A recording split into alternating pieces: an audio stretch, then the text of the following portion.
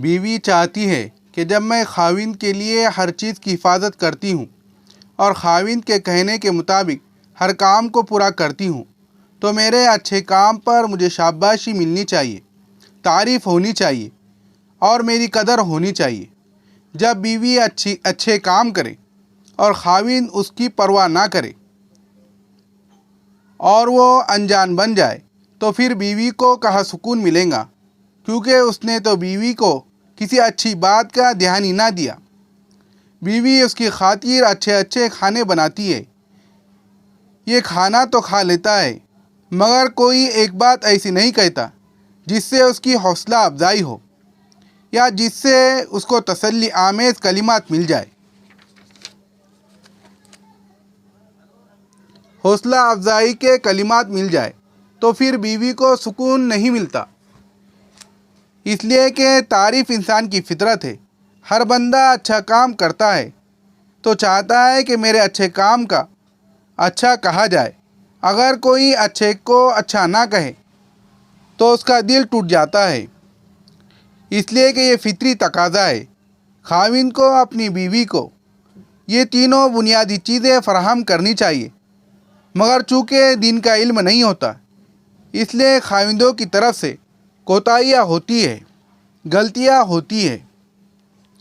آج کی اس محفل میں چونکہ خاوند کے عنوان پر بتانا ہے کہ خاوند کو گھر میں کیسے رہنا چاہیے، اس لیے ابتدا میں 10 ایسی خطرناک غلطیاں بتا دیتے ہیں جو اکثر و بیشتر خاوند حضرات کر لیتے ہیں اور جن کی وجہ سے گھر کی زندگی بے سکون ہو جاتی ہے۔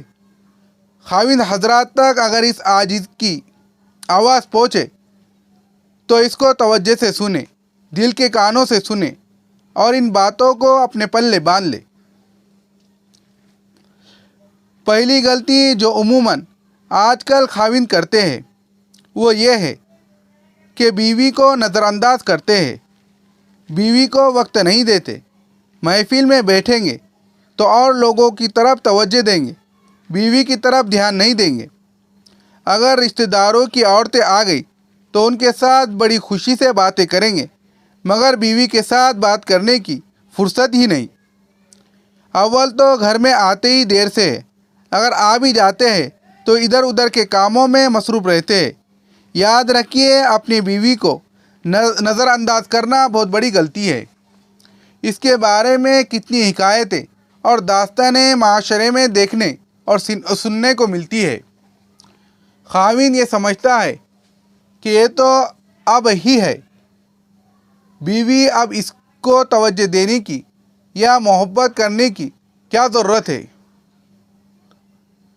لطیفہ مشہور ہے کہ خاوند بیٹھا کئی گھنٹوں سے کتاب کا مطالعہ کر رہا تھا، بیوی بیچاری آگے پیچھے طواف کرتی پھرتی تھی کہ کبھی تو ہماری طرف بھی متوجہ ہو جائے، کہ ہماری طرف بھی محبت کی نظر اٹھا کر دیکھیں گے، مگر خاوند کو کام سے فرصت نہیں تھی۔ چنانچہ جب اس نے دیکھا کہ اب تو سونے کا وقت بالکل ہی قریب آ گیا اور اس کی تو آنکھیں ہی بند ہو رہی ہیں، تو بیوی قریب آئی اور آ کر کہنے لگی، کاش میں بھی کوئی کتاب ہوتی، اتنے گھنٹے آپ مجھے بھی بیٹھ کر دیکھتے رہتے۔ اب خاوند نے بیوی کی طرف دیکھا اور کہنے لگا، ہاں، تمہیں تو کوئی ڈائری ہونا چاہیے تھا تاکہ ہر سال میں ڈائری کو بدل لیتا۔ اگر خاوند کی سوچ ایسی ہوگی تو سوچئے کہ بیوی کو کہاں سکون ملے گا۔ خاوند اگر دوسروں کے ساتھ محبت و پیار سے باتیں کرتا ہے تو بیوی تو ان سے بھی زیادہ پیار کی مستحق ہے، اس کی طرف بھی توجہ دینی چاہیے اور اس سے بھی محبت کی باتیں کرنی چاہیے۔